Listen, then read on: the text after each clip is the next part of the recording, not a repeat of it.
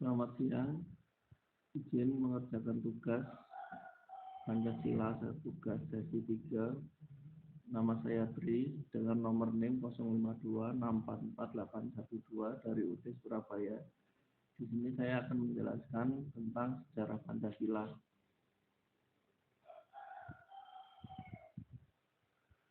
Perkembangan Pancasila dari dalam konteks sejarah. Pancasila sebagai dasar negara Indonesia telah mengalami perkembangan signifikan dari masa ke masa. Berikut adalah penjelasan mengenai perkembangan Pancasila dalam konteks sejarah. Nilai tercermin di setiap periode. 1. Masa awal kemerdekaan 1945. Setelah proklamasi kemerdekaan pada 17 Agustus 1945, Pancasila diresmikan sebagai dasar negara melalui pembukaan Undang-Undang Dasar 1945. Pancasila mencerminkan nilai-nilai 1. Kemanusiaan yang adil dan beradab, yaitu menegaskan pentingnya penghormatan terhadap hak asasi manusia dan martabat setiap individu. Kedua, persatuan Indonesia, menggambarkan semangat persatuan di tengah kebersamaan, keberagaman suku, agama, dan budaya. Yang kedua, Republik Indonesia Serikat 1949 sampai 1950. Setelah pengakuan kedaulatan pada tahun 1949, Indonesia beralih ke sistem federal dengan dibentuknya RIS. Meskipun Pancasila masih diakui, implementasinya mengalami tantangan. Nilai yang muncul adalah 1. Demokrasi. Dalam konteks RIS, Pancasila menjadi landasan bagi sistem pemerintahan yang mengedepankan partisipasi rakyat meskipun seringkali diganggu oleh konflik politik. 3. Demokrasi terpimpin 1959 sampai 1965.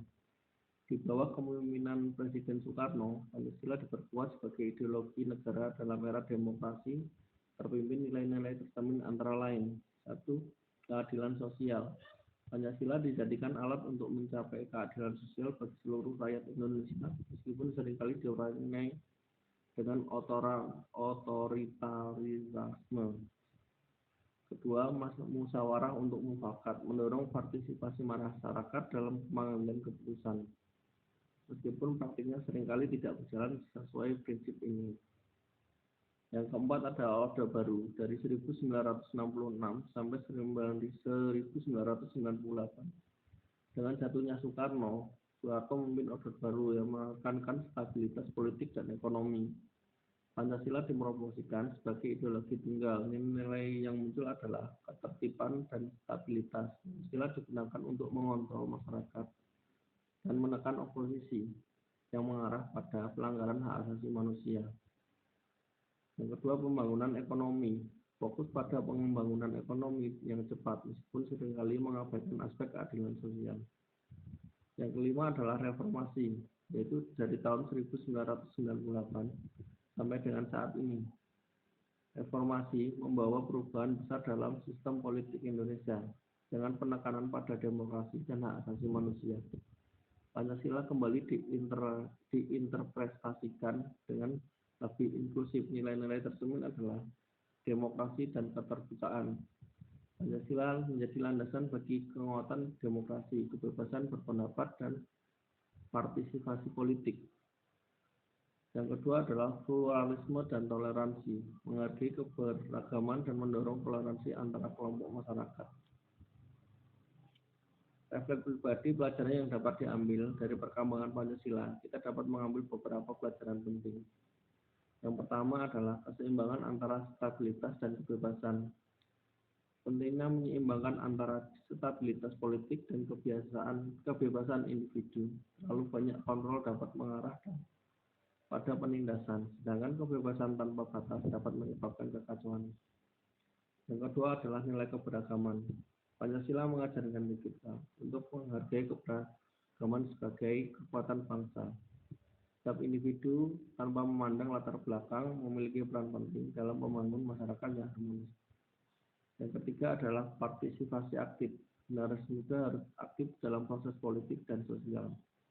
Suara mereka sangat penting dalam membentuk masa depan bangsa. Relevansi nilai Pancasila bagi generasi muda saat ini. Nilai-nilai Pancasila tetap relevan bagi generasi muda saat ini, terutama dalam konteks toleransi dan kerukunan di tengah tantangan globalisasi dan perbedaan budaya. Nilai toleransi yang terkandung pada dalam Pancasila sangat penting untuk menjaga kerukunan antar masyarakat. Yang kedua adalah keadilan sosial. Generasi muda perlu memperjuangkan keadilan sosial dan hak asasi manusia. Ingat banyaknya isu ketidakadilan yang masih terjadi. Yang ketiga adalah kesadaran berbangsa dan negara. Pancasila mengingatkan generasi muda akan pentingnya kesadaran berbangsa dan negara, serta tanggung jawab untuk menjadi dan menjaga dan mengembangkan nilai-nilai luhur bangsa. Kesimpulan yang dapat kita ambil dari perkembangan Pancasila adalah perkembangan Pancasila dari masa ke masa mencerminkan dinamika sejarah Indonesia dan nilai-nilai relevan dalam konteks sosial, politik, ekonomi. Dengan memahami dan menerapkan nilai-nilai Pancasila, generasi muda dapat berkontribusi dalam membangun Indonesia yang lebih baik, adil, dan lebih beradab.